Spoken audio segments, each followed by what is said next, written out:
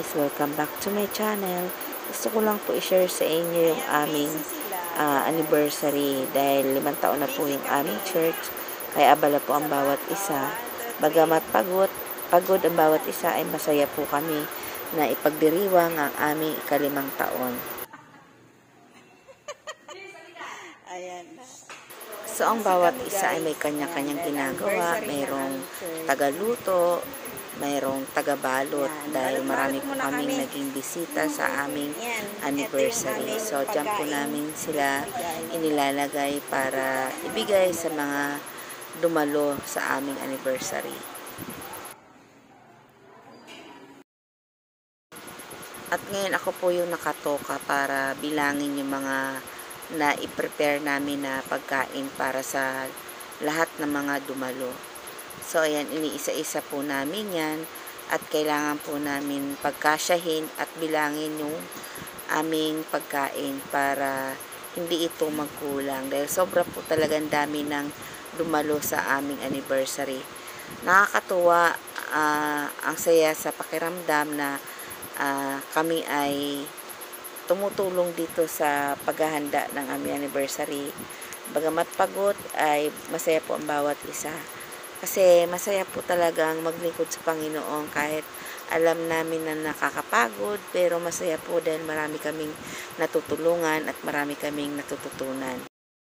Dito sa aming church ay nagkakasundo ang bawat isa sa amin kung ano yung dapat naming gawin at nagkakaroon kami ng pagkakaisa. Kanya-kanya po kami ng ginagawa. At pagkatapos ko po dito, kung ano po yung mga dapat pong gagawin, ay ginagawa po namin na hindi na po na kailangan pang kami ay utusan o pagsabihan. Dahil alam na po namin yung gagawin. Sa bawat linggo na ginagawa namin ito, ay alam na namin kung ano yung gagawin ng bawat isa. Kailangan kong bilangin ng maayos yung pagkain para hindi ito magkulang at mabigyan namin ang bawat isa na hindi sila uuwing gutom at uuwi silang busog sa salita ng Diyos at busog din ang kanilang physical na katawan. Kapag masaya ka sa ginagawa mo, parang hindi ka nakakaramdam ng pagod dahil si Lord yung kasama namin at masaya kami sa ginagawa namin. Masaya kaming tumutulong sa gawain dito sa aming church. Kaya yan, abala talaga ang bawat isa para sa ganun ay maging maayos ang pagtatapos ng aming anibersaryo. Ginagawa namin to taon-taon, talagang pinaghahandaan namin at talagang nagtutulungan ng bawat isa para maging matagumpay ang aming anniversary upang sa ganon marami kaming taong matutulungan at may kayat na dumalo sa aming church dahil gusto rin namin na kanila yung kaligayahan na nararamdaman namin na masarap palang maglingkod sa ating Panginoon. Masarap na pagsilbihan natin siya sa bawat araw, sa bawat minuto, sa bawat oras na ibigay natin ang ganitong oras para sa Kanya dahil sa biyaya na pinagkaloob niya sa atin. Kaya nagpapasalamat ako sa Diyos dahil naging bahagi ako ng aming iglesia upang paglingkuran ko ang ating Diyos at upang maipalaganap namin ang Kanyang banal na salita.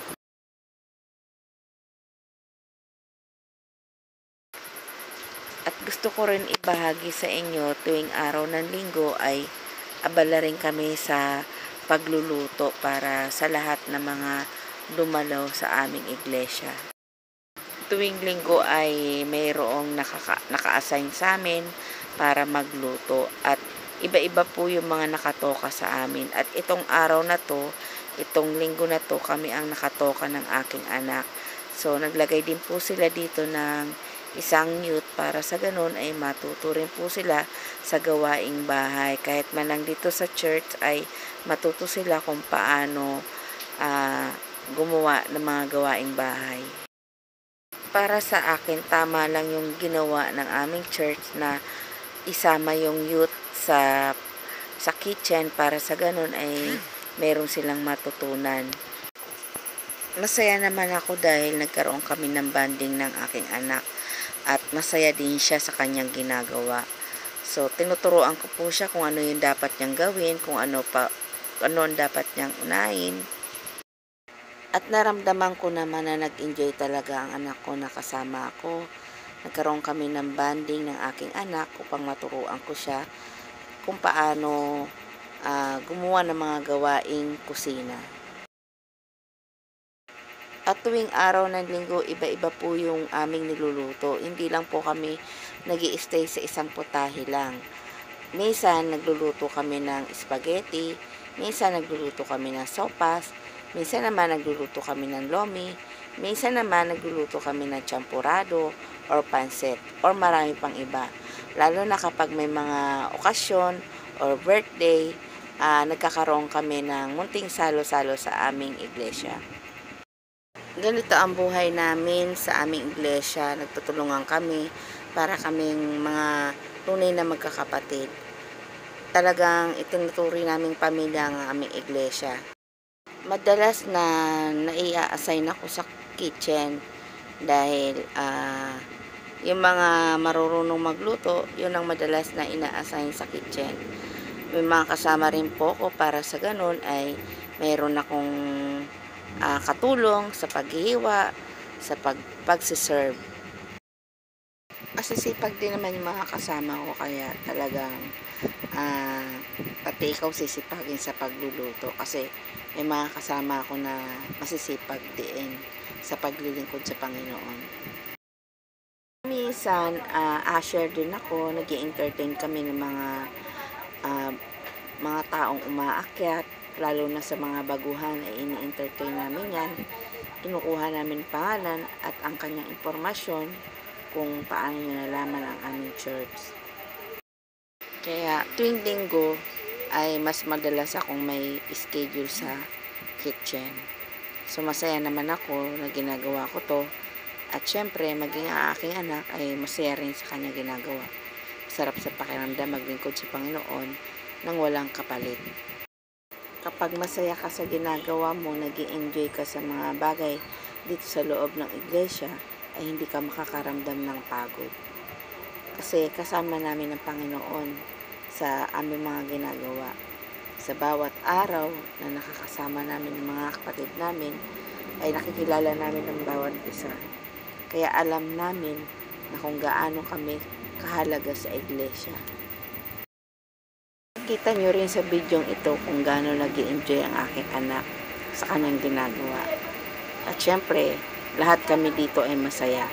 May mga ngiti ang aming mga labi na naglilingkod kami sa Panginoon. Wala kaming pinagsisisihan at nagpapasalamat ako sa Panginoon dahil napadpad ako sa iglesyang ito at marami akong natutunan at nabuksan ng aking isipan.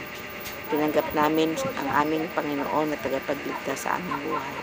Tinanggap namin ang Diyos na nag-iisang Diyos, ang Hari ng mga hari, na siyang nagligtas ng sanlibutan.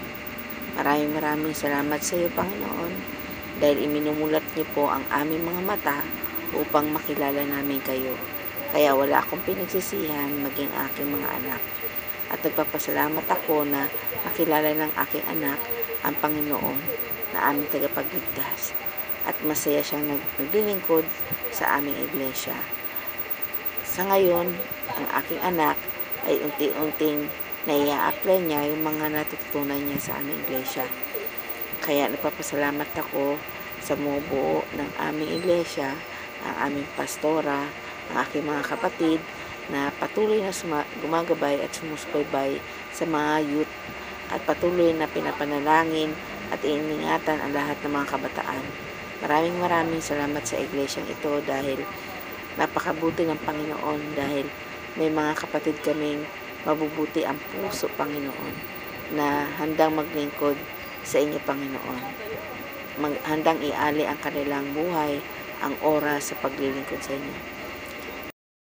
Pag naka-duty po kami sa kitchen, dito na rin po kami nagtatanghalian. Nagluluto na rin po kami ng mga tanghalian para sa mga staff ng iglesia. So, sabay-sabay po kami kumakain. Maghapon talaga ako dito sa church dahil sa umaga ako ay naglilingkod bilang isang kitchen staff at sa hapon naman ay aatin ako ng second service kasi dahil nandito ako sa kitchen ng umaga at hindi ako nakakapagpakinig ng salita ng Diyos, kaya kailangan natin bumawi ng second service. Kaya maghapon ako dito sa aming iglesia kasi ang araw ng linggo ay pinagkaloob ko na sa ating Panginoon. Kaya kapag ako ay usher sa umaga or kitchen, ay aatin ako ng second service. Para sa ganun ay mabusog din ang aking iminulat niya ang aking isipan sa mga mali at ako'y kanyang pinatawad sa mga kasalanang nagawa ko. Natuto akong tumawag at lumapit sa kanya. Tanging sa kanya lang ako nakasandig at tanging siya lang ang tinatawag ko sa tuwing ako'y nagkakaroon ng mga suliranin sa buhay, mga pagsubok. Tanging si Lord lang ang nakakasama ko. Itinuwid niya ang aking pagkakamali. Tinuruan niya ako ng magandang asal. Tinuruan niya ako magmahal at makisama sa ibang mga tao. Kaya kung isa ka man sa nakakita ng bidyong ito, ay sana ay marami kayong natutunan or nakapagbigay ako sa inyo ng kaunting advice. At sana, bago mahuli ang lahat, ay tumawag tayo sa Panginoon. Tanggapin natin siya sa ating buhay bilang ating tagapagligtas. Tandaan natin na maliit lang ang buhay. Kaya habang may panahon pa, ay tumawag tayo sa Kanya at ibigay natin ang natitirang panahon para sa Kanya upang sa ganun, hindi tayo magsisi sa bandang huli. Hanggang dito na lang po ang aking kwento. God bless po sa ating lahat. And don't forget to like and subscribe my channel. Bye-bye. God bless. Thank you.